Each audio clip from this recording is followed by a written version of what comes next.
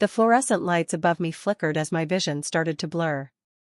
I gripped the podium tighter, trying to steady myself as 40 pairs of eyes stared back at me from the conference room. Something was wrong. Terribly wrong. And as you can see from the Q3 projections. My voice wavered. The PowerPoint slides began to swim together, transforming into a kaleidoscope of meaningless colors. My heart wasn't just racing, it was trying to escape my chest entirely. Before we go any further, I'd love to know, where in the world are you watching from? Drop your location in the comments below. I love seeing how far this little story can travel. Let's make this space feel a little more connected, no matter how many miles are between us. I'm Sasha, and I was dying in the middle of the most important presentation of my career. Miss Forrester, are you all right? Someone asked from the back row. I opened my mouth to respond, but nothing came out. The room tilted sideways, and suddenly I was watching the ceiling panel spin above me as my body crumpled to the floor. Voices erupted around me. Call 911. Is she breathing? Clear the room. My assistant Holly's face appeared above me. Miss Forrester. Stay with us. The ambulance is coming. I tried to reach for my phone, but my arms felt like lead. Call my parents, I managed to whisper before everything went dark. The next thing I remember was the cold. So much cold, doctors speaking in urgent tones. Words like cardiac arrhythmia and immediate surgery filtered through my consciousness. Please, I begged the nurse, prepping my arm for the IV. My phone. I need to call my family. She hesitated, then handed me my phone. With trembling fingers, I dialed my mother's number. Straight to voicemail. I tried my father. Same thing. My texts grew increasingly desperate. Mom, I'm in the hospital. Dad, please answer. They're taking me to surgery. I'm scared. The nurse gave me a sympathetic look as she took my phone away. We need to go now, honey. I'm sure they'll be here when you wake up. They weren't. I came to in the ICU hours later, groggy and alone. The steady beep of monitors created a soundtrack to my isolation. Holly had left a note saying she'd be back in the morning, but hospital policy only allowed immediate family after hours. Immediate family. What a joke. At 3 a.m., a night nurse came to check my vitals. She had kind eyes and a gentle touch as she adjusted my IV. Your mother left a voicemail earlier, she said, reaching for my phone. Would you like to hear it? I nodded, hope briefly flickering in my chest. Hi, sweetie. We got your messages, but we can't come right now. Allison is having an absolute crisis over the color they painted her new apartment. She's inconsolable. You know how she gets. We'll try to stop by tomorrow if she's feeling better. Love you. The nurse's face said it all. I turned away, hot tears sliding down my cheeks. Would you like me to call someone else for you? She asked softly. A memory flashed through my mind. Last Christmas, when I'd written a check for $50,000 to cover Allison's credit card debt, Mom had barely looked up from helping her arrange her new designer handbag collection. Thanks, Sasha. You're such a good sister. Good sister. Good daughter. Good ATM. I wiped my eyes and looked at the nurse. Actually, yes. Could you hand me my phone? I need to call my lawyer. She passed me the phone, concern evident in her expression. My hands were steady now as I scrolled through my contacts and pressed call. Albert, it's Sasha. I know it's late, but I need you. Bring the papers, all of them. A pause.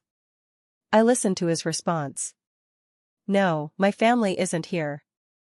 That's exactly why I'm calling.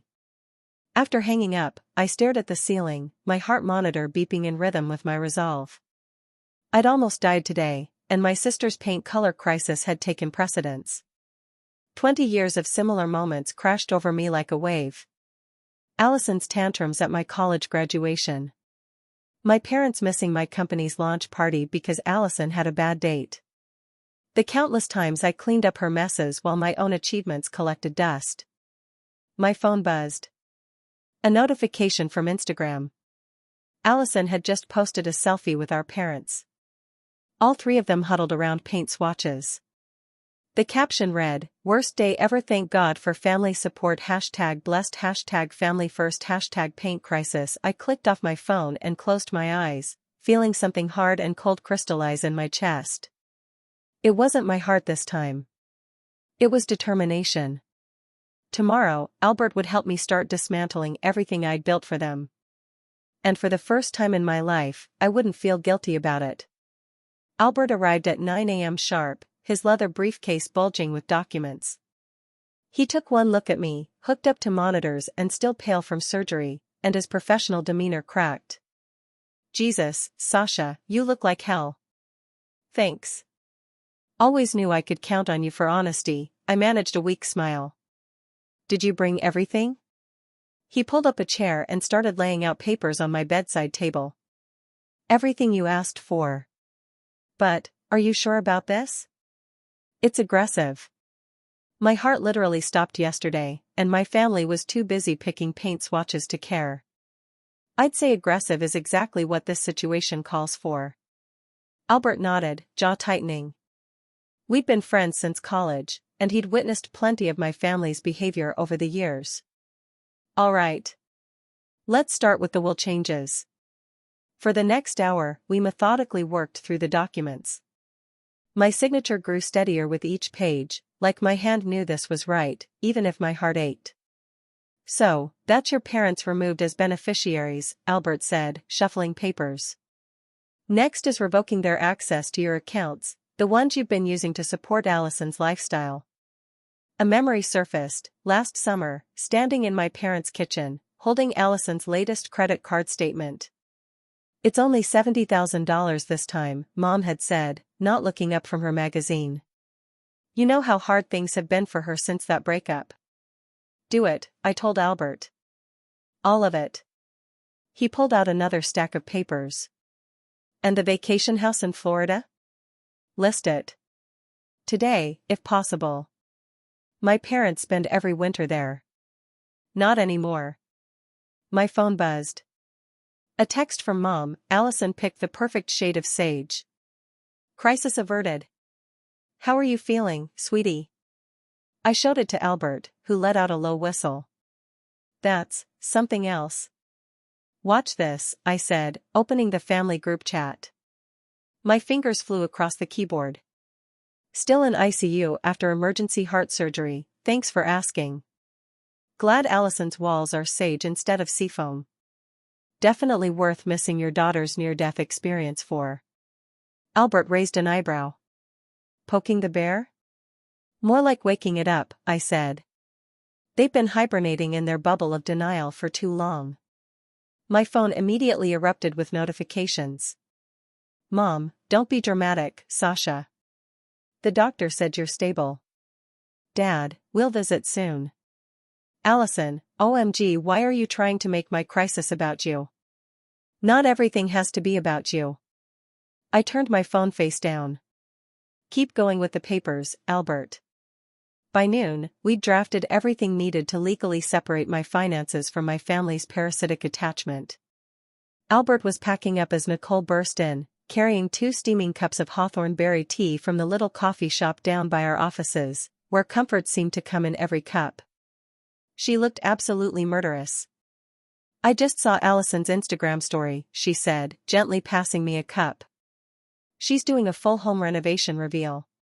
Tagged at Keeler. Blessed beginnings. Family support. Not a single mention that her sister almost died yesterday." "Of course not," I said, taking a sip. "That would require acknowledging someone else's existence." "I've got the papers ready to file," Albert said, standing. "But I'll hold them until tomorrow. Give you time to think it through." I shook my head. "File them now. I've had 38 years to think it through." After they left, I scrolled through my phone. Allison had posted again, a boomerang of her twirling in her newly painted living room. Mom and Dad were in the background, applauding. The caption read, "Sometimes it takes a village, so grateful for parents who drop everything to help in a crisis. Hashtag blessed, hashtag paint day, hashtag family is everything, hashtag blessed family." My fingers hovered over the comment button. Instead, I opened my email and composed a message to my entire contact list.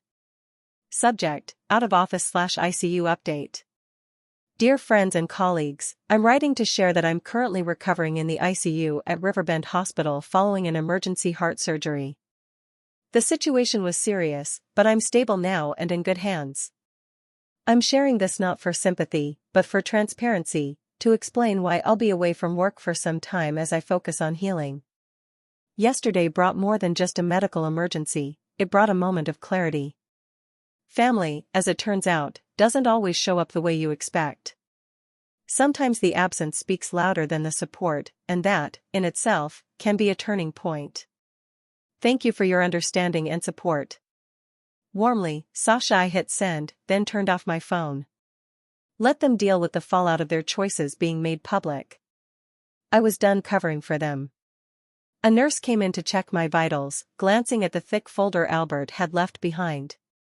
"Big decisions today?" she asked gently. "Life-changing ones?" I nodded. "Your heart rate's much stronger," she noted, eyes on the monitor. I looked out the window at the Manhattan skyline, feeling lighter than I had in years. "Yeah," I said. "I think it finally remembered how to beat for itself instead of everyone else." She patted my hand and left. In the quiet of my hospital room, I could have sworn I heard the sound of bridges burning. And it sounded like freedom. Mom swept in wearing an outfit that probably cost as much as most people's car payment, carrying a plastic-wrapped bouquet she'd clearly grabbed last minute from a grocery store. Dad trailed behind her, looking deeply uncomfortable in the sterile environment. "Oh, darling," Mom exclaimed, as if we were meeting for lunch instead of her visiting her daughter post-cardiac event. "These fluorescent lights are absolutely brutal on your complexion." "Nearly dying tends to do that," I replied flatly. Dad cleared his throat. "Now, princess, no need for that tone." "We're here now, 3 days later," I said. Mom didn't respond. Dad just looked at his shoes. Mom fussed with the flowers instead, fluffing petals and trimming stems like it required surgical precision. Her usual way of changing the subject without ever acknowledging it had won. Allison wanted to come, but she's still dealing with the contractor.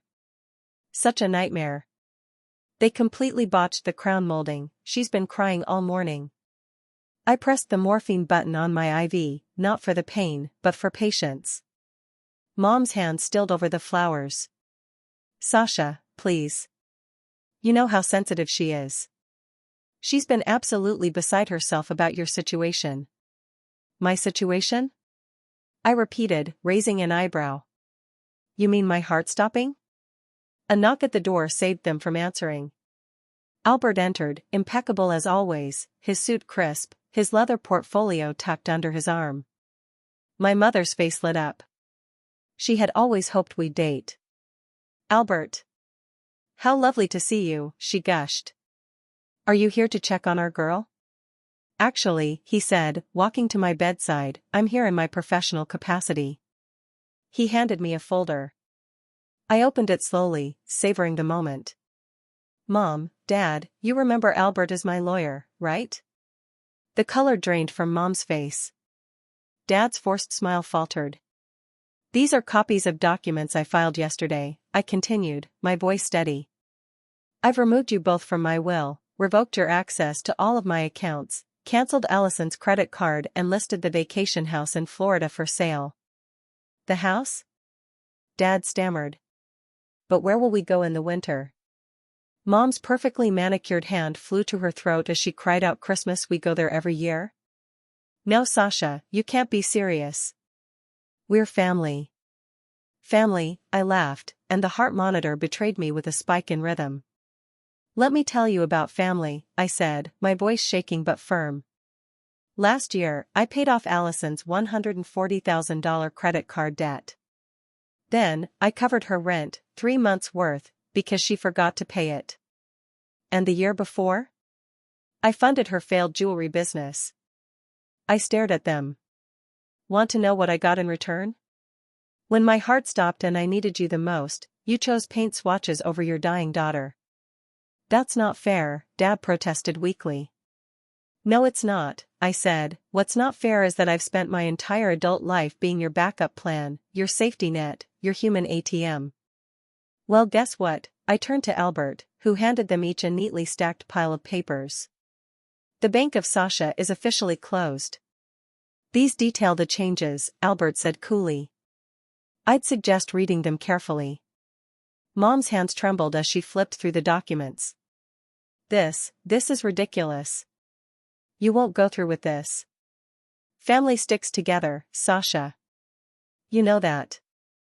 I met her eyes, unflinching. If that's true, then why did I almost die alone? The silence that followed hit harder than any slap. The house is already listed, Albert added gently. We expect it to sell quickly in this market. Dad sank into a chair, the papers crumpling in his grip. Princess, please, let's talk about this rationally. I had plenty of time to think rationally, I said, while lying here alone for 3 days. Did you know the nurses took turns sitting with me after surgery? Because they felt bad that I had no family here? Strangers showed more concern than my own parents. Tears were starting to run down Mom's cheeks. You're being dramatic. We came as soon as we could. After Allison's paint crisis was resolved, I snapped. Check your priorities, Mom. Better yet, check your phone. I'm sure Allison's having another meltdown about crown molding right now. As if on cue, her phone buzzed. She glanced at it instinctively. Go ahead, I said. Answer it. We both know you will. She stood, smoothing her skirt with trembling hands. This isn't over, Sasha. You're upset. You're not thinking clearly. We'll discuss this when you're feeling better. Actually, we won't. I pressed the call button. Nurse? I'm ready for my rest now. As security escorted them out, a precaution Albert had quietly arranged, I heard Mom's voice crack. She can't do this. She's our daughter. No, I whispered to the now empty room, I'm just the backup daughter you never wanted, but always needed. And I quit. The monitor showed my heart rate returning to normal, steady and strong, like it finally understood, this was just the beginning. My phone rang at 9 a.m. Allison's name flashed across the screen. I answered, out of pure morbid curiosity. How dare you, her voice crackled with rage. How dare you do this to Mom and Dad? Good morning to you too, Allison. How's the crown molding crisis? Don't you dare be sarcastic with me. They're devastated. Mom hasn't stopped crying and Dad had to take a Xanax. I adjusted the hospital bed, sitting up straighter. Interesting how they can have such strong reactions to consequences but couldn't muster any concern when I was literally dying. Oh my God, you're not dying, she snapped. Stop being so dramatic. My heart stopped, Allison. Actually stopped. But please, tell me more about your paint emergency. She made a sound somewhere between a scream and a sob. You need to fix this. Call Albert right now and undo everything. Or what? I asked calmly. Or, she sputtered, or I'll never speak to you again. I laughed. Actually laughed. For the first time in days, it felt good. Is that supposed to be a threat? The line went silent for a beat. When Allison spoke again, her voice had that familiar manipulative tremor, the one that used to mean she was about to get exactly what she wanted. Remember when we were kids and you promised to always take care of me? A memory flickered, I was 12, Allison 6. Then a different memory from that year came to mind. She'd destroyed my science fair project the night before presentation, dumping glue over weeks of work. Mom had blamed me for not sharing my supplies. Actually, I do remember, I said. I remember a lot of things. Like grandmother's ring, the only inheritance I got. You sold it the week I was out of the country and couldn't be reached. For what? So you and Mom could go shopping. I remember how you told me to get over it, then handed me the expired pawn ticket like that somehow made it better. And when I found out it was already gone, already sold, you both said I needed to stop being selfish. It's just a ring, you said. But it wasn't. And you knew that. That was different. And I'm always expected to provide, I cut her off. Well, guess what, I'm done. Mom wants to meet, Allison said suddenly, shifting gears with the grace of a professional manipulator. One last family meeting. To talk things through. I paused, letting the words settle. Some stubborn, quietly aching part of me hoped for something big, a grand gesture, a real apology, maybe even the mention of family therapy. Something that might mean this wasn't all for nothing. Fine, I said. Tomorrow at noon. Hospital cafeteria. But my contractor, noon, I said, firm. Take it or leave it. She muttered her agreement. I'm bringing Nicole and Albert, I added. What? Why? Because I'm done being outnumbered. The next day, Mom and Dad arrived first, looking like they hadn't slept. Probably hadn't, guilt does that to people. Allison swept in 10 minutes late, wearing oversized sunglasses and clutching an iced latte like it was her lifeline. Nicole sat beside me, radiating quiet fire.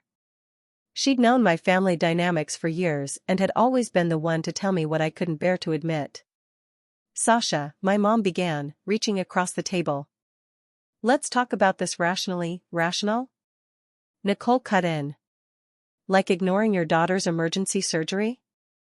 This is a family matter, Allison snapped. Funny, I said. I am only family when you needed your credit cards paid off. Dad raised his hands in that tired, helpless way he always used when avoiding conflict. Princess, we understand you're hurt, but, this revenge, it's beneath you. Revenge? I leaned forward. This isn't revenge, Dad. This is boundaries. This is me finally saying no. You're being selfish, Allison barked, slamming her latte down. Do you know what this is doing to me? My anxiety is through the roof. My followers can tell something's wrong. Nicole snorted. Your sister almost died and you're worried about your Instagram aesthetic? Stay out of this. Allison whirled on her. This is your fault. You've always tried to turn her against us. No, I said firmly, my voice calm and final. You did that all by yourselves. Mom started crying her practice tears right on schedule. We can fix this, sweetie. Just tell Albert, stop. My voice was steel. It's done.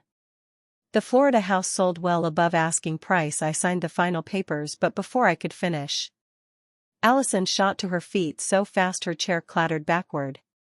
You selfish bitch, she screamed. She grabbed her latte and hurled it at Nicole, who barely managed to dodge. The cafeteria fell silent. Security was already closing in. And that, I said quietly, is exactly why this is happening. As security escorted Allison out, her screams echoing down the hallway, I turned to Mom and Dad. We're done here. Sasha, please, Mom said, her voice trembling. No, I looked her in the eye. I'm being discharged tomorrow. And when I leave this hospital, I'm leaving this dysfunction behind, too. I stood up. Nicole and Albert helped me up, calm and steady. Oh, and one more thing, I said, pausing. My lawyer will be filing a restraining order against Allison. Citing today as an example. Consider this her first and last warning. As we walked away, Nicole reached for my hand and gave it a quiet squeeze. You okay? She asked. I nodded, a strange weight lifting off my chest. You know what's funny? I said. My heart's actually beating better now that I've stopped letting them break it. Behind us, Allison's screams blended with Mom's sobs, the sound of a chapter finally ending. Consequences finally catching up to them all. As I recovered in my new apartment, looking out over the river, I started making arrangements to have everything from the vacation house sold off. A few things would be returned to my parents, Mom and Dad's wedding china, and Dad's old Linden Westminster chimes wall clock. It had been in his family for over 100 years, so that felt right. Then I thought about the baby grand piano. I had wanted to learn so badly when I was a kid. I begged for lessons. Allison rolled her eyes and said, "Don't be stupid. We don't even own a piano." But for her 16th birthday, she got the baby grand, and lessons, of course. I ended up saving up and paid for my own lessons. As long as they didn't interfere with Allison's schedule, of course. That piano, it was to be sold like the rest of the things. Just then my phone buzzed. A news alert. Local woman removed from luxury boutique after altercation with staff. The thumbnail showed Allison being escorted out by security, tears streaking her face. "My sister's making headlines," I muttered, staring at the screen. "She always did want to be famous." I forwarded the article to Nicole. She replied instantly. "Karma's working overtime." The estate sale company showed up on schedule. I watched via FaceTime as they moved from room to room, cataloging everything, tagging prices on pieces of my past. As we were going over some of the smaller items, the estate agent picked up an antique jewelry box, the one that used to hold my grandmother's ring. I pointed at the screen and said quietly, "I'd like that returned to me." That's when Allison came running in, screaming at the top of her lungs. "Stop. Stop. You have no right." The agent turned her iPad toward her, and the moment Allison saw me on the screen, she completely lost it. "What do you think you're doing?" she shrieked, kicking a nearby box. We all heard the unmistakable sound of china shattering inside. "You can't sell off the family heirlooms," she screamed. I didn't flinch. "I'm not," I said calmly. "But I think you just broke Mom's wedding china." It was boxed up to be returned to her. Then I added, "And for the record, I have the paperwork. Mom and Dad signed over everything in this house to me." The color drained from Allison's face. She sank to the floor in a heap, sobbing. Eventually, the moving men had to carry her out and set her down on the porch swing. That night, my mom called me in tears. Her voice cracked. "I can't believe you're selling off the family heirlooms. And the piano, that was Allison's." I kept my tone even. "I'm not. I am sending a lot of things back to you, and it was Allison who broke the china, not me." Then I reminded her, gently but firmly, "When I paid off your mortgage, you and Dad got the deed to your house. In exchange, you both signed over the contents of the Florida house." Silence. Then she hung up. A few hours later, Albert knocked on my door. He had a bottle of red wine and a bag of Heartsmart takeout.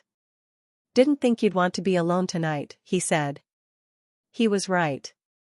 We drank the wine and laughed about old times, college pranks, bad dates, even worse karaoke, carefully, intentionally, not mentioning my family at all. The next morning, Albert called. His voice was tight. "We have a situation." I sat up. "What kind of situation?" "Allison is trying to file for temporary conservatorship over you." "She what?" "She's claiming your cardiac event affected your mental capacity. Says your erratic behavior proves you're unfit to manage your own affairs." I let out a short laugh, but there was no humor in it. "Let me guess, she's generously volunteering to manage my money for me." "Got it in one." "Don't worry," he added. "It's ridiculous. No judge would uphold it." I cut in, sharp and cold now. "Make it expensive." There was a beat of silence. Then Albert replied, "Got it.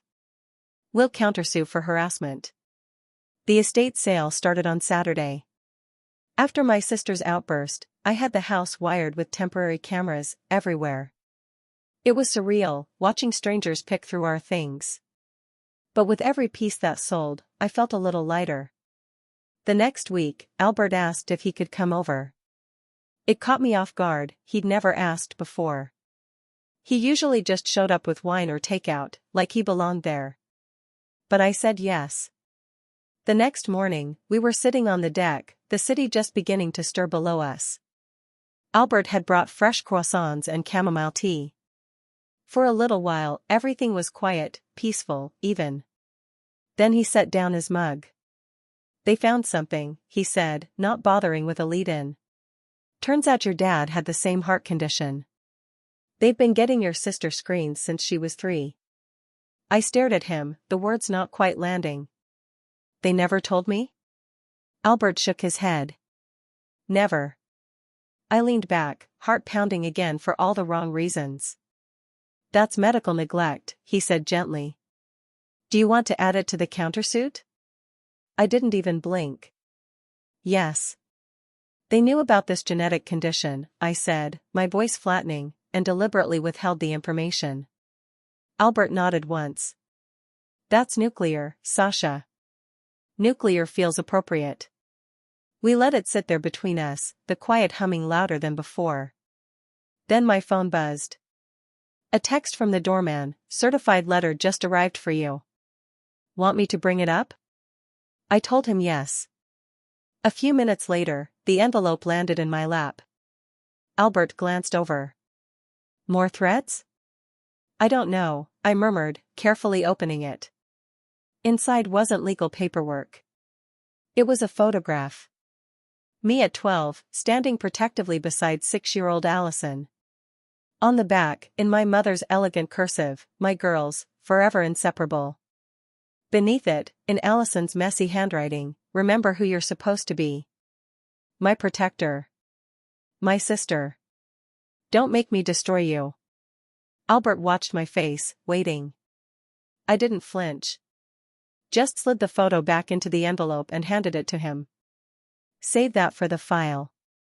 The camera company I hired emailed me early that morning. They explained there had been a minor mistake. The temporary security cameras had been left on overnight after the estate sale. At midnight, 3 people had entered the house. They stayed for 3 hours. No damage was done. Everything had already been removed, so there was nothing left to steal. But there was some footage, the technician noted, that he thought I should review. I opened the attachment. And I wasn't surprised to see my mother and father, with my sister leading the way. They moved through the house, room after room, searching, but there was nothing left. Then, by the fireplace, my mother cried out, her voice breaking, "How can she do this? After we took her in and gave her everything?" My father spoke next, quiet but clear. "No, we did say we'd love her, no matter what. And she's paid for so much." That's when Allison screamed. "It's not fair. I'm your only child. But the adopted one gets everything?" I froze. The words sat there on the screen, and something inside me went still, like part of me had always known, but never dared to name it. I don't even remember calling Albert. But suddenly I was crying into his ear, and he was driving, on his way. Less than 5 minutes later, he was at my door. I opened it and collapsed into his arms. He lifted me gently, carried me like I weighed nothing, and laid me on the couch. Then he held me. No questions. No pressure. Just warmth. When I could finally breathe again, I reached for my laptop, pulled up the video, and pressed play. After a long minute, Albert looked at me softly. "This changes a lot of things," he said. "How do you want to move forward? You'll want to talk to them, right? I can go with you. Or we can bring Nicole."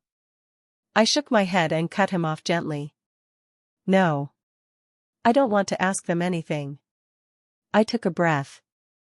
"Can you find my adoption papers? When I confront them. I want facts. I don't want to be emotional, not this time." He nodded, his eyes steady. "Whatever you want. We can drop the case if that's what you decide. Or, we can let it play out and make them admit it in court. Your call." The thought of Allison's carefully curated Instagram world unraveling, the reactions, the hashtags, the damage control, made me smile, just a little. "Let me think on it," I said. "But please, start looking for the papers." Albert was able to find my adoption papers. My biological mother was a cousin of my adopted mom. I was born addicted to substances and taken at birth. After further digging, Albert was able to find out more about her. She'd once been brilliant, a bright, determined college student who had earned a full scholarship to Harvard. She planned to be a doctor. But during her first year, she got drunk at a party and was taken advantage of. After that, she was never the same. She spiraled. Dropped out. Disappeared. 2 years later, she had me. No one knew who my father was. She died of an overdose when I was 6 months old. Elise Johnston. My adopted mom's maiden name. She was 22. My adopted mother, it turns out, had believed she was infertile. Years of failed attempts, doctor visits, disappointments. She had resigned herself to never having a child. And then they took me in. For 5 years, everything seemed perfect. Then she got pregnant.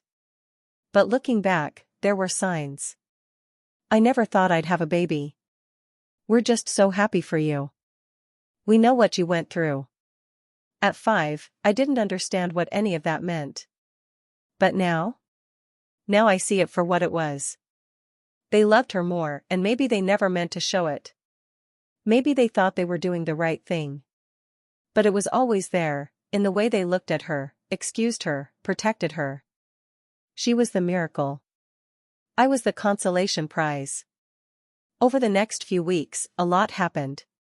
Turns out, I didn't actually own the footage from the night my family broke into the Florida house. The security company had sent it to me out of respect, but legally, since the footage was recorded outside of my contracted time, I hadn't paid for overnight monitoring. They still owned the rights. Only they could release it. And someone did. Apparently, someone on their team followed Allison on Instagram. They posted the video and tagged her directly. It didn't take long to go viral. Suddenly, Allison was being flooded with hate, DMs, comments, callouts. She was screaming at me over the phone, blaming me. All I could do was laugh. Which, of course, made her even angrier. With the footage and the report from my cardiologist, her conservatorship petition was tossed out almost immediately. Then the public fallout began. My parents were publicly shamed. They were kicked out of the country club. Mom was asked to step down from 2 charity boards. And I quietly dropped my countersuit. Mom tried to apologize, long voicemails, texts full of soft guilt and vague regret. Dad didn't say much. Just one message, "Sorry, princess." And then something amazing happened. Nicole insisted I come speak at our alma mater, not about my recent experiences, but about my work in finance. I resisted at first, but she wouldn't let it go. When I finally caved, she made a whole production of it, hair, nails, the works. She even personally bought me a stunning blue sundress, soft, elegant, and exactly my shade. We were running a little late when she said we needed to stop at the coffee shop we all used to hang out at, just for a nostalgia hit, she claimed. When I walked in, I stopped in my tracks. Albert was there. In a tux. He turned around slowly, smiling, and led me to the old corner table, the one where we first met. I had nearly forgotten about it, but he hadn't.